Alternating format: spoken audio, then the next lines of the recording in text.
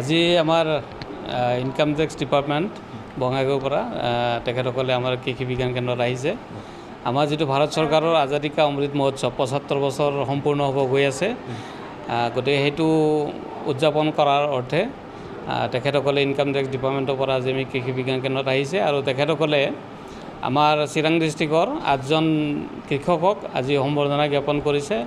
আৰু এই কৃষকসকলে মানে বিভিন্ন ক্ষেত্ৰত ভাৰ্মি কম্পোষ্ট প্ৰডাকশ্যনে হওক বা horticulture, high value crops, strawberry, dragon fruits এইবিলাকত যথেষ্ট উন্নতি লাভ কৰিছে আৰু যথেষ্ট ইনকাম কৰিবলৈ সক্ষম হৈছে। তেখেতসকল মই ভাবোঁ এজন সফল কৃষক। গতিকে এই কৃষকসকলক তেখেতসকলে আজি সম্বৰ্ধনা জনাই তেখেতসকলক উদগনি জগাইছে, যাতে বাকী কৃষকসকলেও তেখেতসকলক দেখি পেলাই কৃষি ক্ষেত্ৰত আগবাঢ়ি আহে।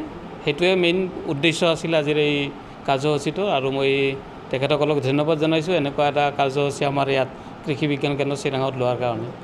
আমাৰ একচুৱেলি এইটো হ'ল এক্সটেনশ্যন উইং, তাৰমানে আমাৰ যিটো কলেজ থাকে কৃষি মহাবিদ্যালয়ত জেনেৰেলি আমি ষ্টুডেণ্টৰ কাৰণে শিক্ষাৰ ব্যৱস্থাটো থাকে, ডিগ্ৰী, মাষ্টাৰ ডিগ্ৰী, ডিপ্ল'মা তেনেকুৱাবিলাক হৈ থাকে। কিন্তু আমাৰ কৃষি বিজ্ঞান কেন্দ্ৰত মেইনলি আমি কৃষকক প্ৰশিক্ষণ, ইয়াত মানে বেলেগকৈ ডিপ্ল'মা বা তেনেকুৱা নাথাকে। কিন্তু অলপতে আমি যিবিলাক আমাৰ ইনপুট ডিলাৰ আছে, আমাৰ সাৰৰ দোকান বা এই দোকানবিলাকৰ তেখেতসকলৰ চাৰ্টিফিকেট কোৰ্চ এটা আমি কৰিছিলোঁ 15 দিনীয়া, আৰু আমাৰ পৰা চাৰ্টিফিকেট কোৰ্চৰ এই চাৰ্টিফিকেট লৈ পেলাই তেখেতসকলে ইনপুট নতুনকৈ দোকান খোলাৰ কাৰণে তেখেতসকলে চাৰ্টিফিকেট মানে পাব, মানে অনুমোদন পাব। গতিকে সেনেকুৱা প্ৰগ্ৰাম আমি যোৱা বছৰ আমি 2টা কৰিলোঁ তেনেকুৱা। বাকী শিক্ষাৰ ক্ষেত্ৰত যিবিলাক ষ্টুডেণ্ট থাকিব সেইটো আমাৰ ইউনিভাৰ্চিটি যিবিলাক কলেজ আছে কৃষি মহাবিদ্যালয় তাতেহে হ'ব। সেইটো আমাৰ ইয়াত জেনেৰেলি মানে কৃষকৰ মানে প্ৰশিক্ষণটোৰ ব্যৱস্থা থাকিব। Thank you.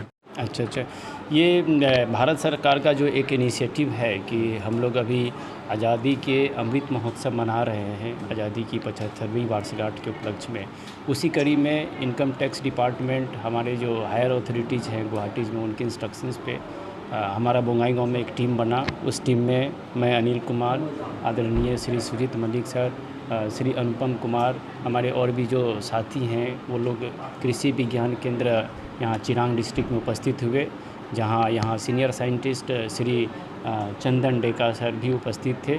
उसके साथ यहाँ कृषि क्षेत्र में जुड़े लोगों में हम लोगों ने 8 ऐसे व्यक्तियों को चिन्हित किया जिनका योगदान कृषि के क्षेत्र में काफ़ी अग्रणीय है, और उसको हमारे डिपार्टमेंट की तरफ से फेलिसिटेशन किया गया।